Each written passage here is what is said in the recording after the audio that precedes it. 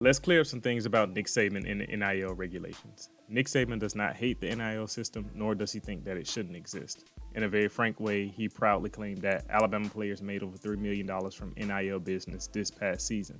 He believes there should be some guidelines placed in order to maintain order, and he believes the competitive balance needs to be protected.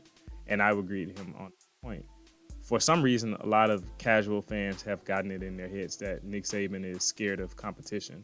Anyone who listens to this man talk knows that he thrives on competition in general. They think that when Nick Saban speaks on topics such as NIL or the transfer portal, it's because he's against those things inherently due to some perceived advantage. And that is far from the truth.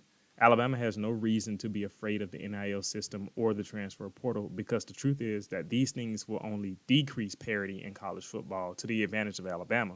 They will not level the playing field like so many casual fans seem to think it will. The concept of the rich getting richer and the poor remaining poor is easily seen in various aspects of life, so I do not understand why fans seem to ignore that in college football. Alabama is the rich, and when it comes to systems, the rich have the ability to use it better than anyone else.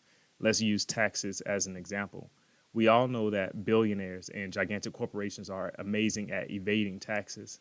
Amazon, in particular, paid $0 in federal taxes 2 years in a row in 2017 and 2018. Entities in that position are better equipped to take advantage of the tax rules. In that same way, programs such as Alabama, Georgia, Ohio State, and Clemson will be able to, well, let's just say it how it very well may turn out to be, abuse the NIL and transfer portal systems better than anyone else. And to their credit, they actually haven't done it to the extreme that they could.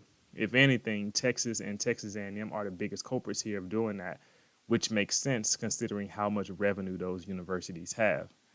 As stated at the media days, collectives open opportunities for third parties to contribute to marketing agencies that can provide financial opportunities for players.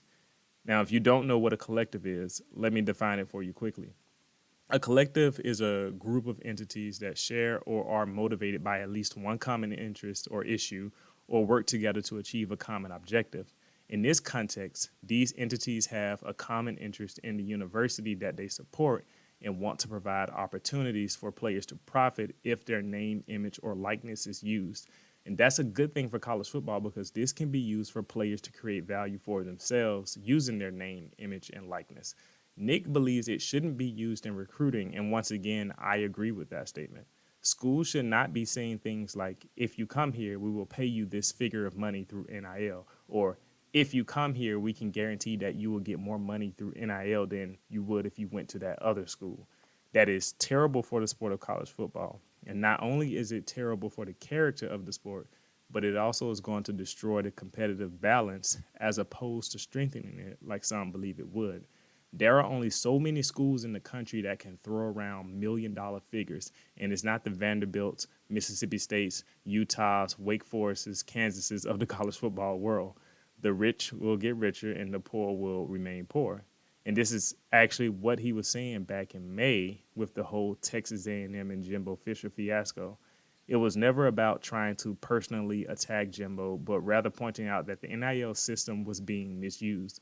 Not to say that it was illegal by the rules or the lack thereof, rather, but that it was a misuse of what the NIL was supposed to provide.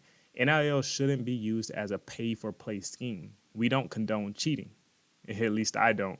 And let me tell you this, the NIL system does not balance the field of college football like people keep saying. Nick Saban and Alabama are not afraid of NIL or balance in college football. If anything, if Alabama uses NIL as pay for play, they will be unstoppable.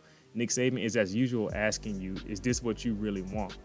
And if so, then as usual, Alabama will adapt and continue to dominate. So you should be careful what you wish for.